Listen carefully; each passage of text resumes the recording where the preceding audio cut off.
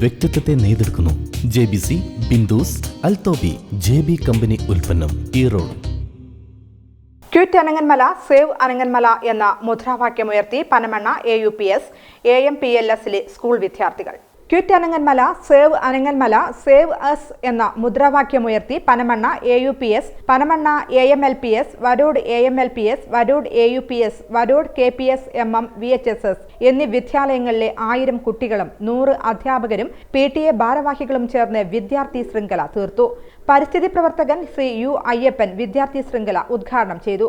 അബു താഹിർ അധ്യക്ഷനായി. T കബീർ സ്വാഗത പ്രസംഗം നടത്തി. സൈനുൽ ആബിദ് നന്ദി പറഞ്ഞു. PTA ഭാരവാഹികളായ K സബിത മണികണ്ഠൻ, T കബീർ, രമേശ്, അബു താഹിർ എന്നിവരും പ്രധാന അധ്യാപകരായ K Krishnaraj, Varode UP K Prabha, Varode LP P Beena, Panamanna UP Saleena, Panamanna LP SR Prakash, Varode high school എന്നിവർ നേതൃത്വം നൽകി.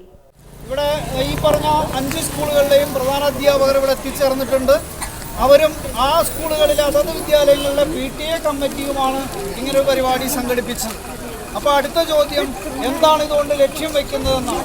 നിശ്ചയമായും ഇവിടെ എല്ലാവരും പറഞ്ഞതുപോലെ ഞങ്ങൾക്ക് ഈ നാട്ടിൽ ജീവിക്കാനും പഠിക്കാനും ഉള്ള സ്വാതന്ത്ര്യം ഉറപ്പുവയ്ക്കുന്നതോടൊപ്പം തന്നെ ഏറെ വൈവിധ്യങ്ങളുള്ള ഈ മല സംരക്ഷിക്കണം എന്നുകൂടിയാണ് ഈ പരിപാടിയുടെ ഉദ്ദേശ ലക്ഷ്യം.